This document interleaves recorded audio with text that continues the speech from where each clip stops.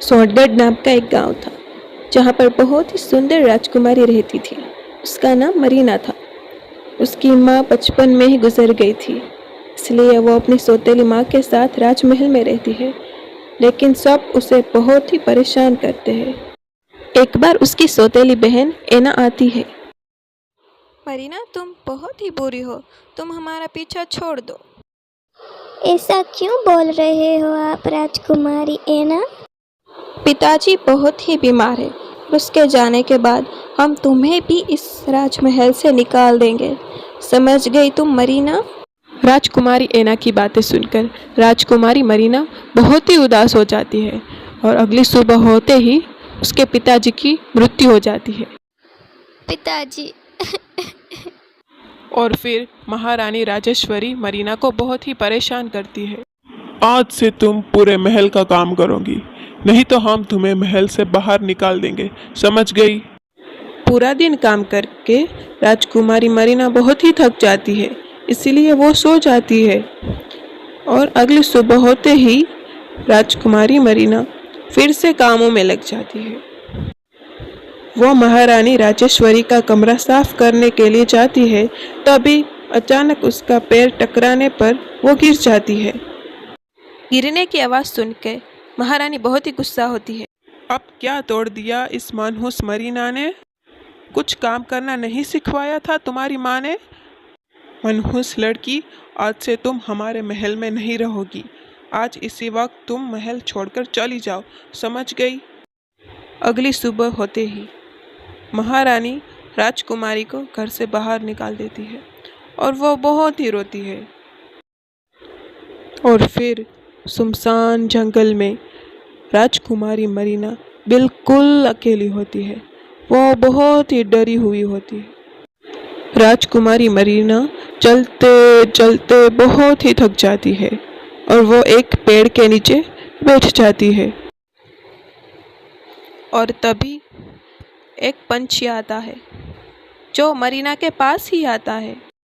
राजकुमारी मरीना, आपके जीवन में बहुत ही अच्छा होने वाला है। लेकिन ये सब तुम्हें कैसे पता और तुम बोल कैसे सकते हो? सुनो, कहाँ जा रहे हो?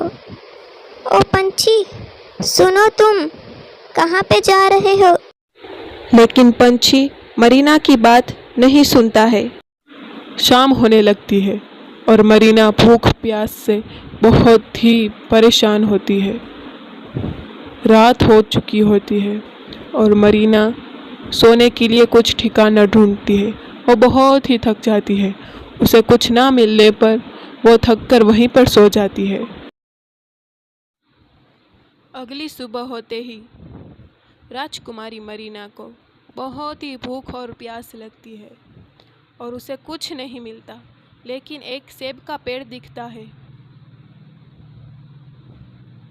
राजकुमारी मरीना सेब तोड़कर खा लेती है। तभी एक राजकुमार आता है जो शिकार के लिए आया हुआ था।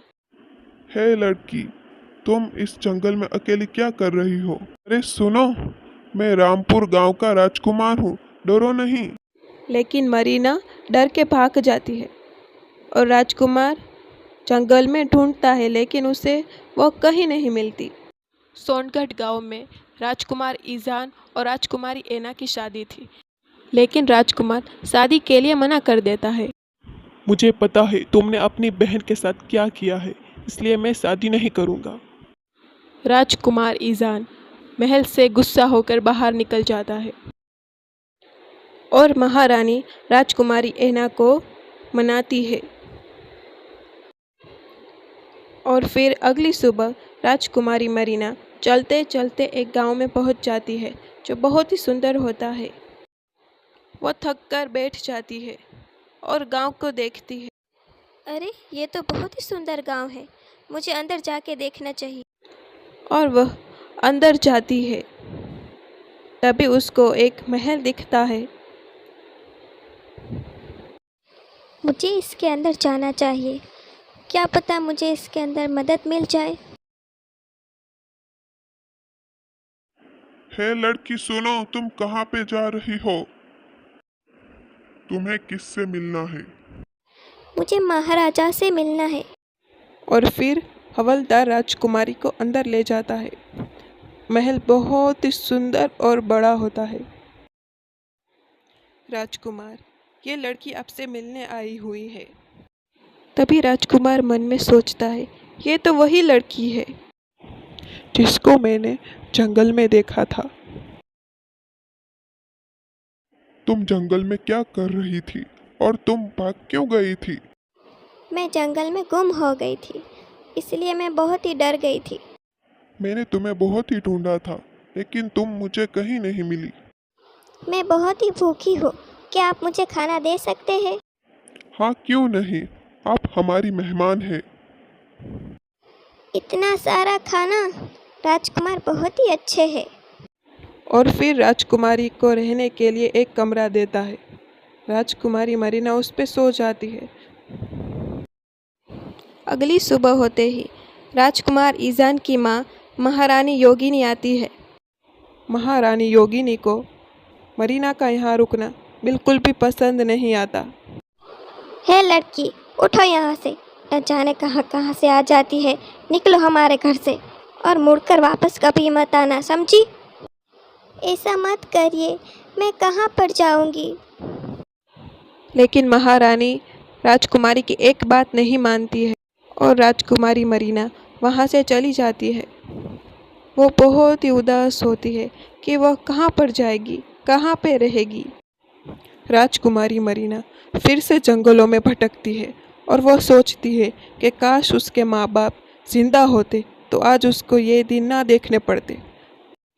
और तभी वीरान जंगल में एक झोपड़ी दिखाई देती है। वह झोपड़ी के पास जाने का सोचती है। कोई है अंदर? प्लीज़ मुझे मदद चाहिए। और तभी एक चुड़ैल बाहर आती है और उसे देखती है। सुनो लड़की, मुझसे डरो नहीं। मैं जंगलों में खो गई हूँ और मुझे मदद चाहिए। चिंता मत करो बेटी, तुम अंदर आओ। मेरी एक बेटी थी जो खो गई थी, लेकिन वो नहीं मिली। और फिर बातें करके दोनों ही सो जाती है। अगली सुबह होते ही चुड़ैल इतना सारा खाना मंगवाती है। चुड़ैल माँ, इतना सारा खाना? ये सब तुम्हारे लिए है, खा लो मेरी बेटी। मरीना बहुत ही भूखी होती है, इसलिए वो खाने लगती है। राजकुमारी मरीना और चुड़ैल दोनों ही हंसी खुशी से रहती है। चुड़ैल मरीना को माँ जैसा प्यार देती है। एक सुबह राजकुमारी मरीना नदी के किनारे बैठी हुई होती है। तभी राजकुमार ईजान आता है और उसे देखता है। हे लड़की, तुम बार बार कहाँ पर भाग जाती हो? मुझे महारानी ने निकाल दिया था, इसीलिए मैं चली गई थी। तुम हो कौन और तुम्हारा नाम क्या है और कहाँ पर रहती हो? मैं सोनगढ़ की राजकुमारी हूँ। मुझे मेरी सौतेली अम्मा ने बाहर निकाल दिया, इसलिए मैं जंगलों में भटक रही हूँ। वो लोग हैं ही ऐसे, तुम परेशान मत हो राजकुमारी। राजकुमारी मरीना, मैं आपसे शादी करना चाहता हूँ। चुड़ैल अम्मा, मैं जा रही हूँ, अपना ख्याल रखना। मरीना, मेरी याद आए तो यहाँ पर आ जाना। चुड़ैल अम्मा बहुत ही दुखी होती है। और फिर राजकुमार ईजान और मरीना की शादी होती है। और तभी राजकुमारी ऐना वहाँ पर आ जाती है। तुम यहाँ पर क्या कर रही हो? तुम्हारी आने की हिम्मत कैसे हुई? आप यहाँ से चली जाइए राजकुमारी ऐना।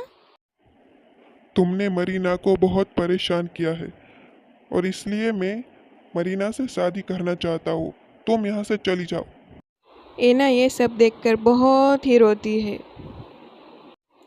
और फिर राजकुमार ईजान और राजकुमारी मरीना दोनों ही महल में हंसी खुशी से रहते हैं।